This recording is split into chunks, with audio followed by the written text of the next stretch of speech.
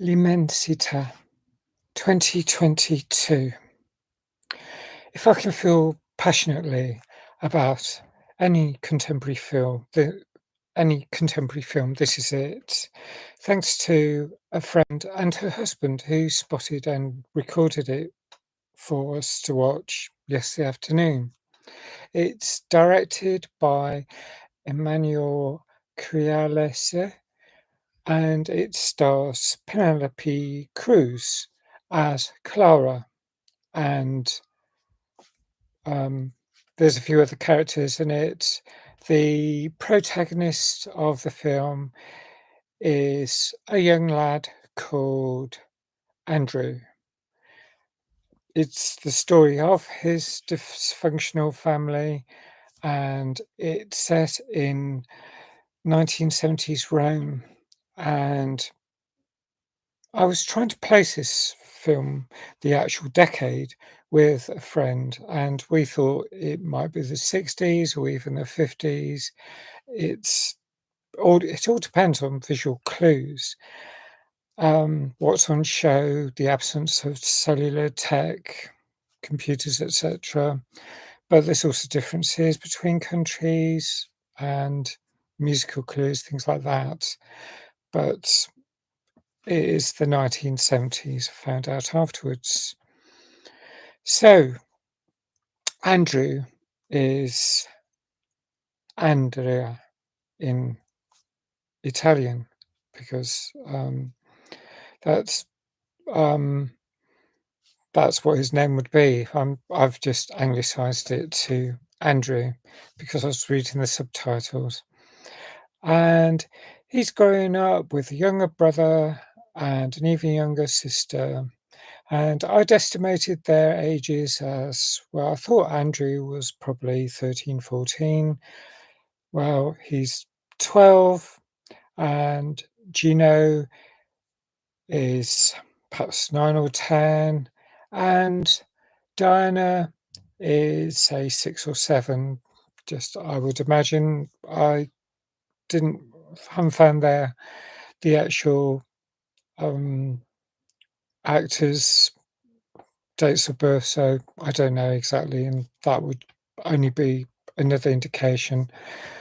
Now, there's a lot of infighting between family members, and Diana, the little 7-year-old, she's the sweetest. She's trying to make the peace, and Gino is often quite aggressive towards Andrea. And why is that? And their why is their father shouting at their mother? And he gets even worse as time goes on. But there's a scene where Andrea is listening in the background whilst Felice, the father, is shouting at Clara and saying that she's not bringing them up correctly, especially. She's very playful. I mean, there's this scene right at the start of the film in the opening where it's like a musical. They're setting the table for a meal and they're all laughing and singing and dancing, and it's beautiful. And then the father comes home and it's like stony silence. It's such a change of atmosphere. You can tell that he has a dampener on proceedings all the way through.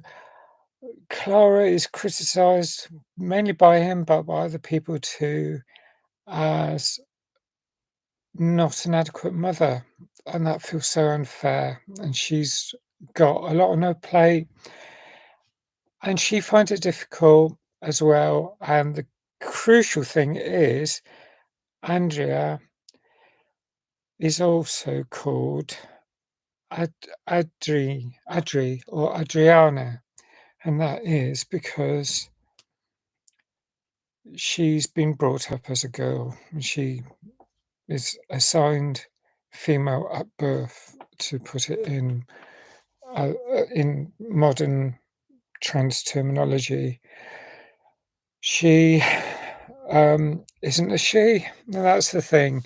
Once you start reading the subtitles and hearing the conversations and people calling Adriana she, it's easy to start dead naming her and misgendering her, and I don't want to do that. So I'm going to call Adri, Andrea, and Andrew throughout this film because that's exactly how he is inside. And in the 70s, of course, it was even more overwhelming, even more dangerous, more difficult to be trans as it is now. It was in Rome, it was pretty, um, macho climate, just like much of the world at that time.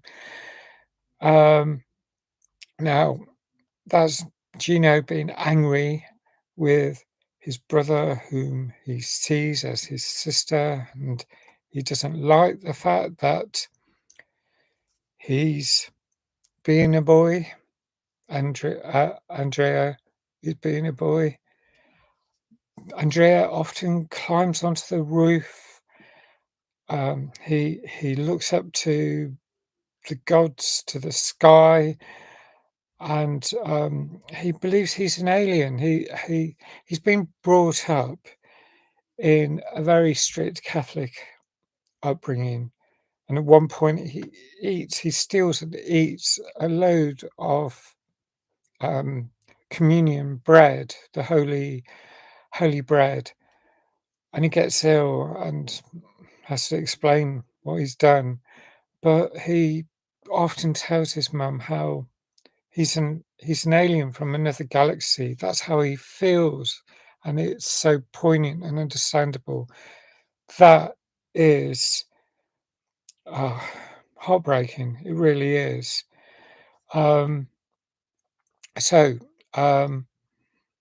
his father is really often angry with everyone, but especially with Clara, and he hits her. He's pretty awful. There is violence in this film, and most of the violence seems. I mean, there isn't that much violence, but when it happens, it's that kind of domestic violence. And that feels such an inadequate word. Um, there's the setup of the bedrooms is like a little bunk bed and two low-lying beds, and all three kids sleep in the same room, and sometimes Clara, the mother, comes and sleeps there as well. Um, Now, um, she puts up with a lot, does Clara. I mean, I don't think she does deal with Andrea's gender dysphoria very well, but back in the 70s, it was very little known compared to now. Um, that is how mothers reacted. That's how parents, that's how all relatives and how many friends would react. They just didn't understand the distress that a trans person was going through. And that's what makes it so painful. And it's played so well, just brilliantly by Luana Giuliani. I mean, I'm thinking also of Girl 2018, that film, again, also played by, I think they're in both cases, they're cis people, but they've done absolutely stunning jobs. Just brilliant. Um, Now, there's a sort of graduation ceremony. I think, I mean, they're in a convent school. It's like Andrew is in a convent school for girls, and they show everyone throwing out their graduation gowns when they at the end of their academic year, I presume. Um, there's these summer scenes where I think it's summer, where they're at this, they go on this, outing holiday somewhere, and, Felice, the father, is driving like a maniac, and he hates being told off uh, by Clara because he's having fun. It's just, appalling behavior. Um, but it was so strong, the patriarchy back then. All of the blame for how the kids are is put on Clara. Um, And Felice even tuts when he's cutting up food because Clara won't cut up Diana's food. It's like he's like, "Oh, God, I have to do it." It's just outrageous, but that is how it used to be, and how many people following patriarchy still want it to be. It's horrific. It's just, ah, um, but they on this, holiday, they go exploring. I think it's during the holiday, they explore in this house, this underground network of tunnels, and they start, um, getting a bit lost down there. They can't find the entrance they went through down into the underground, and, all the mothers are chatting, having just busy talking to themselves, and then one of them notices, "Where are the kids? Where are the children?"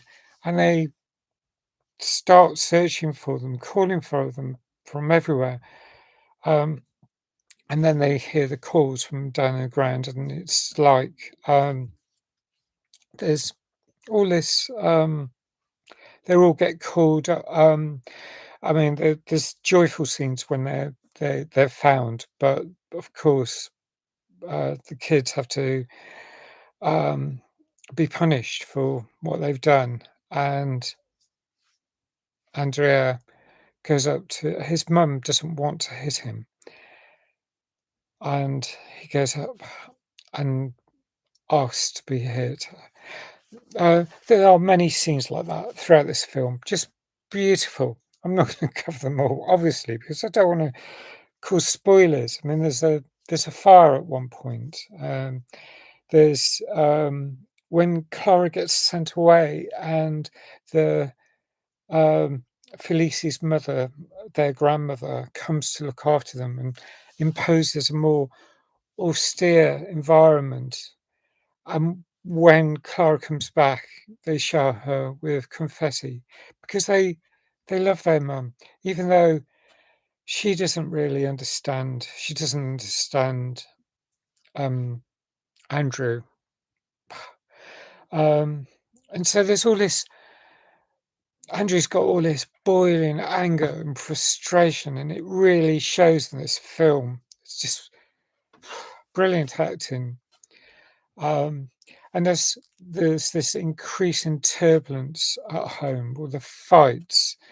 Um, the the atmosphere is just, it's building up to, um, worse things. I mean, the one thing that really is an escape for Andrew is when his siblings and him work their way through this massive field of reeds. They're really tall. My friend thought they were bamboo. Maybe they are, but I think the subtitles describe them as reeds. But really huge wheats or other, um, plant-like material that is way above their heads. And of course, this film is shown from Andrew's perspective, or perhaps the kid's perspective in other, circumstances. It's mainly, shows, and it's just all towering above them. And they wander through this field, and on the other side, don't know how far it is. There's this encampment, and w- um, that's where they meet Sarah, who's this, girl who takes the shine for Andrew, and Andrew's got shortish, floppy hair, and he introduces himself with that name. I mean, he can be himself with Sarah. The other kids say, give Sarah's name away, and it's like he has this romantic relationship with just a total romance, very innocent, but it's beautiful. And there's a scene with this abandoned car, sort of in a junkyard, although it's by itself. And they get in it and they pretend to go for a drive and they kiss. And um, Sarah accepts Andrew for who he is, and so it's his perfect escape. And whilst everyone else is warning him or being aggressive towards him, he's got this one chance to be himself, and it's beautiful. This encampment, it's like people use that slur word, won't use it, the G word, Roma, I guess, nomadic people. Roma, not as in Rome. Rome, I mean, it's set in Rome, this film, but Romany. So that's um, that's the really light side of this film. And it's brilliant. And I'm going to score this 9.25 out of 10. It's great trans man themed film. Really brilliant, historical, fabulous film set at a time. Really, I felt very historically accurate, as in how it must have felt to be in Rome as a young trans man or trans boy at this time. So 9.25. I'd love to know your thoughts. Please like if you like this. Thanks for subscribing and hit that notification button, and hope to see you again soon. Bye for now.